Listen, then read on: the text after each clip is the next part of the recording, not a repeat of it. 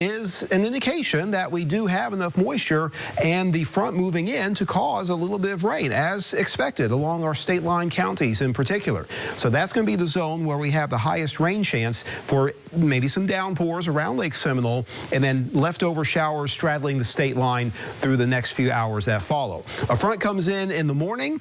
That will help to sweep aside some of the minor unsettledness that we have.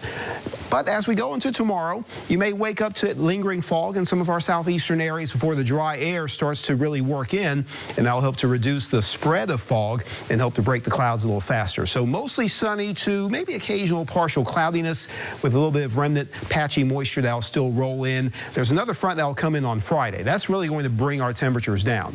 So tomorrow I anticipate still being on the mild side, not quite as humid as the last couple days have been. But we'll definitely still be running a little bit above average before we tap into that much colder air. That's the Friday front. Roughly in the evening, the air and the atmosphere will be much drier, so that Friday frontal passage will not cause any rain or storm chances. It'll just help to bring in that polar air and cause our temperatures to fall. So jackets, sweaters, if you want that kind of theme for your Christmas or holiday gathering over the weekend, you're going to have that with the weather. That's for certain, because we'll have a pretty steady north, even northeast wind pattern that will draw in that chilly air. So bonfires, fire pits, hot apple cider, all of that will be very appropriate for your weekend evening plans.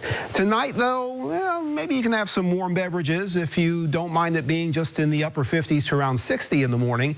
And tomorrow, maybe still keep it cool if you have to work outside for a while. Lower 70s across southern Georgia, mid 70s in the Swanee Valley and the southeast Big Bend. For boaters, winds will be shifting around, becoming more northwest to north and offshore flow.